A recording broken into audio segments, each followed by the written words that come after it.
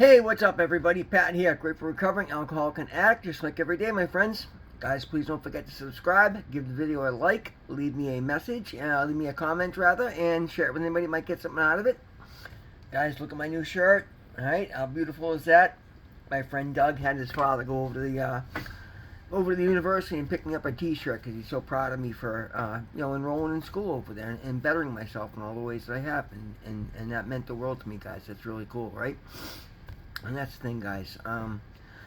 That's the way my days go today. And again, I'm not saying this to be, anything other than humble, but to encourage you to step up. Because when you do the work, when you become the best version of you, man, the beautiful experiences they start to stack up. And absolutely love my life today. Guys, being Friday, of course, you guys, if you guys follow me regularly, you know Friday's my home group with my AA meeting. And oh my God, I so look forward to Fridays, right? I go in there and it's like going home, man. It is the greatest group of people. It is such an amazing group of people. Guys, find a good meeting, find a support group. If you're not an alcoholic or an addict, right? Find something you're passionate about and join a group of people that do the same thing. It is so incredibly encouraging when you can sit with like-minded people that have the same interest. And again, we're a room full of totally different people. But we all have the shared experience and the same desire to stay clean and sober. And that's amazing, right? It's absolutely beautiful. It's so powerful. The wisdom that I hear from not only the old timers and the people that have so much more sobriety than I do, but the people that are just coming in. There's a couple of halfway houses and group, home support homes in the area, and we get a lot of the people that are fresh off the street or fresh out of institutions coming in and just seeing the gleam of hope in their eye and even the trepidation that they may have, but we welcome right in. And people are amazed by how welcoming and what an amazing group we have. And I'm just so grateful to be part of it. I'm so grateful to call them my home group. And I look forward to seeing them every week. And it's like literally like catching up. We had a guy that was there today. As a matter of fact, Greg, if you happen to catch the video, it was a pleasure meeting you today. A guy that lives down south. He grew up in New York, and he was in the area for business. And he randomly found our meeting, and we got to talking, and just a hell of a good guy. And he was had about a 4-mile walk back to our Airbnb, so I gave him a ride, dropped him off, and we got to talking and grabbed my YouTube information. And I'm sure you've seen the video at some point. But yeah, Greg, it was a pleasure to meet you today, guy. And that's the beauty of it today, guys. That's what we do, right? You walk into a room, and if you're having a hard time, you speak about it.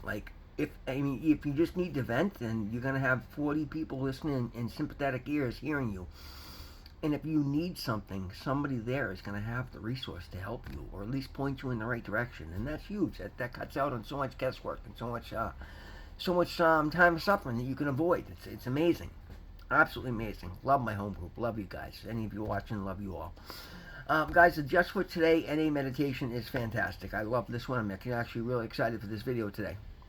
It is a full life. The program works a miracle in our lives. We become free to live. And it goes on to say, I'll just read the whole thing, actually. Forgive me, I gotta move the camera for a second here. Most of us, if we've been in recovery for any length of time at all, have heard some other member complaining about a meeting being terribly in a meeting about being terribly overworked, too busy for meetings or sponsorship or other activities. In fact, we may have been the complaining member. These days are so full. Job, family, friends, meetings, activities, step work, or whatever. There just aren't enough hours in the day, the member complains, to get everything done and meet everybody's demands on my time. When this happens, usually one of us will laugh because other members were probably planning on saying the same thing. The laughter stems from our recognition that we are complaining about the miracle of our life that is ours today. Not long ago, few of us were capable of having any of these problems in our life. We devoted all of our energy to maintaining our active addiction. Today we have full lives complete with all the feelings and problems that go along with living in reality. Just for today, I will remember that my life is a miracle. Instead of resenting how busy I am, I will be thankful my life is so full. And that's the thing, guys. Today, I think what makes me stand out and makes me so I'm on here every day telling you how happy I am, right? I have the same problems everybody has, guys. I'm getting busier and busier. I got people making demands of my time and asking me things, and I just don't have enough time to satisfy everybody.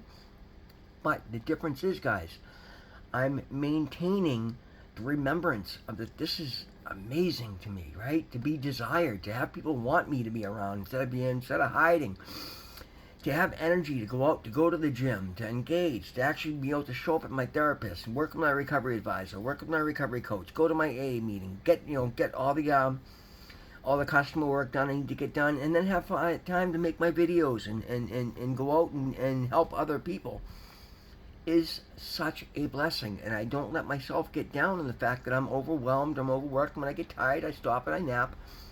But I maintain the remembrance of what a miracle it is. It's like this is everything I ever dreamed of, guys.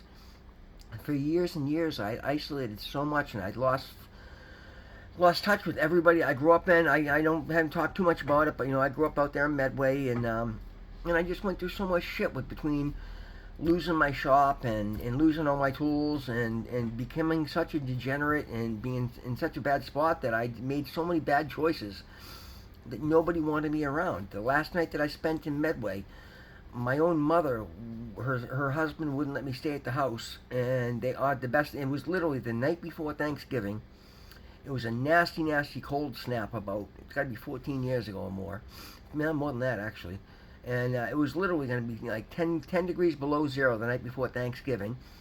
And they said the best they could do for me was drop me off at the police station because I had a warrant out for my arrest. They wouldn't let me spend the night and then stay for Thanksgiving. And I was so fucking devastated by that, that I left. I said, fine. Matter of fact, a friend of mine threw me a couple dollars. I went and stayed at a shitty motel. I smoked crack all night, and I went and turned myself into the police station the next day, and I went to jail. Got myself to a halfway house out in Waltham, and when I left that Waltham halfway house, as a matter of fact, I left the halfway house early because some girl I knew in high school invited me to move in with her, and that lasted all like 3 nights. I ended up in a hotel because I'd saved a little bit of money together, but then, the hotel ran out, and I got into a rooming house, and I lost my job because I got in an accident with the company truck and didn't have a license, and I was already getting high again. I got in the accident because I was getting high, and I was all messed up on Adderall for days, hadn't slept, and I nodded off the wheel, and I hit somebody pulling out of the parking lot, right? Threw everything away that quickly, guys, and the thing of it was, now I was so angry, and I was so full of resentment for the fact that after all the favors I did for everybody, nobody would let me stay. Well, the fact of the matter is, yeah, I'd done a lot of favors for a lot of people, but I was such a fucking menace. I was such a nightmare. I made so many shitty decisions for so long. Nobody wanted me around. It was rightfully so. That I ended up being homeless on the streets of Waltham for the next 3.5 years, guys. And that's when I started injecting drugs, and I became an IV drug user, and, all the traumas that come with living 3.5 years on the street. And today, it's like this feedback on the video I made the other day. I look at that story today. I just told that story for the first time in the truest version I've ever told it, because I'm taking accountability. Like, everybody had every right to shut the door. I mean, they had to honestly be concerned was would I steal something to go fucking sell it for drugs. Chances are I might have. If you had any pills laying around, I was certainly stealing those. And I can be honest about that today, guys, because it's not where I'm at, but I'm trying to make sure I never go backwards, right? So I have to share my honest truth today. I'm willing to be vulnerable, and I do this so somebody else that's been through the same situation can understand you can come back from that. That doesn't define who I am today. And the reason I'm so incredibly upbeat, and the reason I'm having such miraculous situations constantly pop up in my life is because I'm remembering that every day. When I start to get overwhelmed in the slightest bit, I immediately stop and I just catch my breath. And if it's too much, I step back and I'll say no.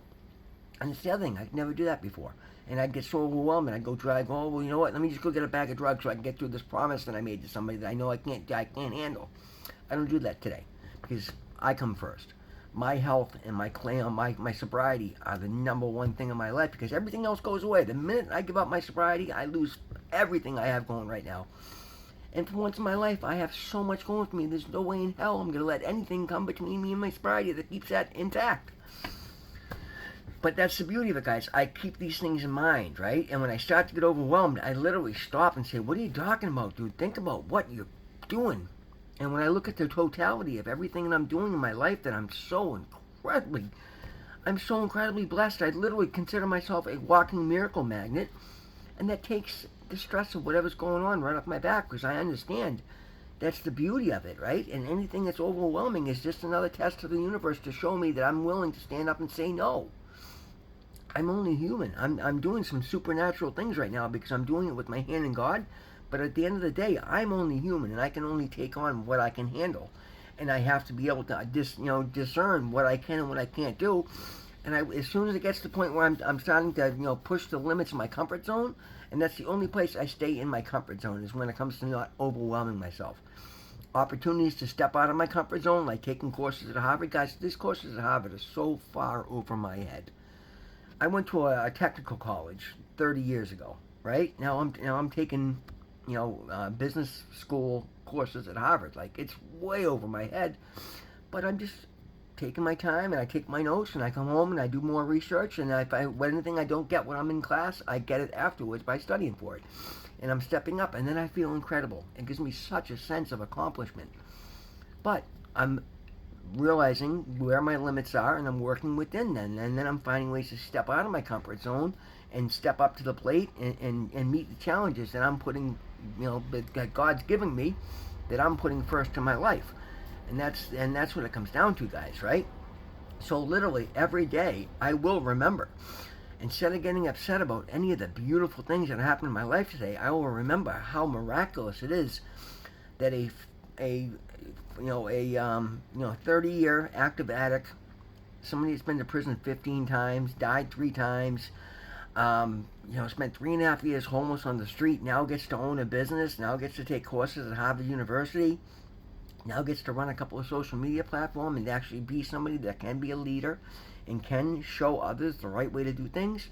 That is the most miraculous turnaround, I think, in the history of life. And maybe not, there's other people that did better, but again, it is one hell of a comeback, and I'm incredibly proud of that, and I won't let anything get in the way of that. I won't let anybody tax me to the point where I'm doing something I'm not proud of, and that makes me even more proud. I'm putting my needs first, right? I'm putting God first, me second, and everybody else after that. But then I'm opening the door to help and encourage anybody and everybody I can with everything I have excess. And it's this beautiful little balanced dance. And that's the thing, guys. I have a very full life. As a matter of fact, somebody I was talking to on one of the other platforms was like, wow, you really don't get much free time with everything you're doing. I'm like, I don't care. I love my time, and I take my time for myself. But that's the thing. This is somebody that's trying to invade and wants more time for them, and I don't even know them. And I'm like, no, I won't. Like, I'll correspond with you online, but this is somebody that's trying to, I don't even know what they're trying to do. Who knows? But again, if they have legitimate needs and they're concerned and I can help them, great. But if they just want to manipulate my time, because some people just want to be in my energy today because I have a great energy, and that's great, providing they're doing it in the proper way. But if you're going to come in love bombing me and bullshitting me, trying to blow sunshine up my ass thinking I'm going to bless you in some way, no, I'm not going to do that. I've got more important things to focus on. I've got actual opportunities to make every dream I ever had a reality right now, and that's only because I've done it in faith, because I found my higher power, and I've developed a relationship with my higher power, and I challenged myself to be the best version of me ever for me. Not for anybody else to see, so I'll get blessings, so that when I come home at night and lay my head down in bed, I'm happy. So when I look in the mirror in the morning, I like who I see. And that's the thing, guys. That's what I have today. And that's the most important thing I've ever had. Guys, I think that's about it for today. It's a beautiful, beautiful Friday. I got to go get some things ready for my friend Doug coming home tomorrow. I want to make sure his properties are all, in line, because he's been very good to me. And that's what's important today. And that's why I share these lessons. Guys, remember, God loves you. I love you. Thank you so much for being here. We'll see you tomorrow.